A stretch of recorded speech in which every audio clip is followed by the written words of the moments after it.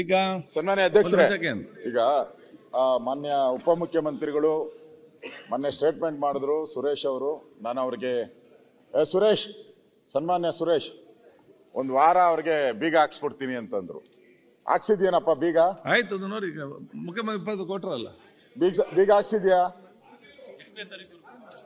ಎಲ್ಲಿ ನನ್ನೇನು ತೆಗ್ದಂಗೆ ಐತಪ್ಪ? ಇಲ್ಲ ಇಲ್ಲ, ಯಾಕೆ ಹಿಂಗ್ ಹೇಳ್ತೀರಾ? ಅವತ್ತು ಹೇಳಿದ ತಕ್ಷಣ ಈಗ ಚರ್ಚೆ ಬೇಡ, ಏನು ಮಾಹಿತಿ ಬೇಕಂತ ಕೇಳಿ. ಈಗ ಅವ್ರಿಗೂ ಚರ್ಚೆ ಬೇಡ, ಅವ್ರಿಗೂ ಗೊತ್ತು ಹಾಕೈತೆ. ಅಲ್ಲ, ಸುಮ್ಮನೆ ಎಲ್ಲೋ ನೋಡ್ತಾ ಇದ್ದ, ಅದಕ್ಕೆ ಚರ್ಚೆ ಬೇಡ. ಶಾಸಕರೆಲ್ಲ ಕಾಯ್ದಿದ್ದಾರೆ ಆಸಕ್ತಿಯಿಂದ. ಅವ್ರ ಹಾಸ್ಪಿಟಲ್ ಸ್ವಾಗತ ಮಾಡ್ತೀನಿ. ಚರ್ಚೆ ಬೇಡ, ಸ್ವಾಗತ ಮಾಡ್ತಾ ಇದ್ದೀನಿ.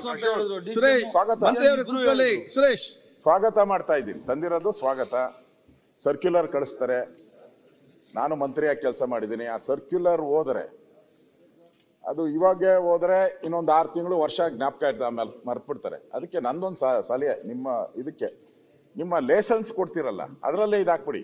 ಗ್ರಾಮೀಣ ಇದಿದೆ ಏನದೆ, ಏನು ಉಡುಪುಗಳೇನಿದೆ, ಅದಕ್ಕೆ ಯಾವುದೇ ಕಾರಣಕ್ಕೂ ಈ ತರ ತೊಂದರೆ ಕೊಡಬಾರ್ದು ಅಂತ ನಿಮ್ಮ ಪರ್ಮಿಷನ್ ಅಲ್ಲಿ ಹಾಕಿದ್ರೆ ಅವನ ಹತ್ರ ಪರ್ಮಿಷನ್ ಪರ್ಮನೆಂಟ್ ಆಗಿ ಇಟ್ಕೊಂಡಿರ್ತಾನ ಅವನು, ಗೈಡ್ಲೈನ್ಸ್ನ. ಅದರಿಂದ ಅದನ್ನು ಹಾಕಿ. ನಮ್ಮ ಸುರೇಶ್ ಅವರು ಹೇಳಿದ್ರು, ಪಾಟೀಲ್ರು ಬಾರು ಕ್ಲಬ್ಗೆಲ್ಲ ನಾವು ರೆಕಗ್ನೈಸ್ಡ್ ಸರ್ಕಾರ ಲ್ಯಾಂಡ್ ಕೊಟ್ಟು ಪರ್ಮಿಷನ್ ಕೊಟ್ಟು ಇರುವಂತ ಕ್ಲಬ್ಗಳೇನಿದೆ, ಪ್ರತಿಷ್ಠಿತ ಬಾರ್ಗಳಿಗೆ, ವೈನ್ ಸ್ಟೋರ್ಗಳಿಗೆಲ್ಲ ಹೇಳಿಲ್ಲ. ಅಲ್ಲಿ ಹೆಂಗನ ಹೋಗ್ಕೊಂಡ್ಲಿ ಅವ್ರ ಹಣೆ ಬರ.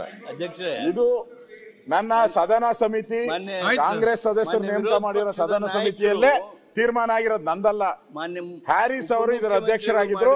ಅವರ ತೀರ್ಮಾನ ಮಂಜು ಅವರಾಗಿದ್ರು, ಬಂದಿಲ್ಲ. ಚರ್ಚೆಗೆ ಅವಕಾಶ ಇಲ್ಲ.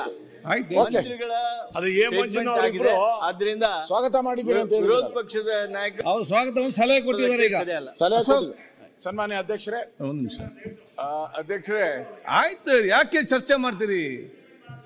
ಹೌದೇ, ಬಡವರ ಬಗ್ಗೆ ಮಾತಾಡಿ ಮಾರ, ಕ್ಲಬ್ ಬಗ್ಗೆ ನಾನೆಂತ ಮಾತು ಕೂತ್ಕೊಂಡಿಲ್ಲಿ.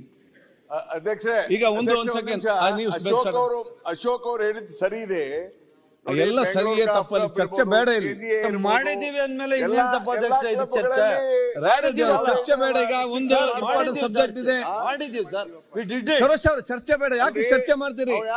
ಬ್ಯಾಂಗ್ಳೂರ್ ಗಾಲ್ಫ್ ಕ್ಲಬ್ ಇದೆ, ಮಂತ್ರಿ ಅವರ ಚರ್ಚೆ ಮಾಡಬೇಡಿ, ಮುಗೀತು.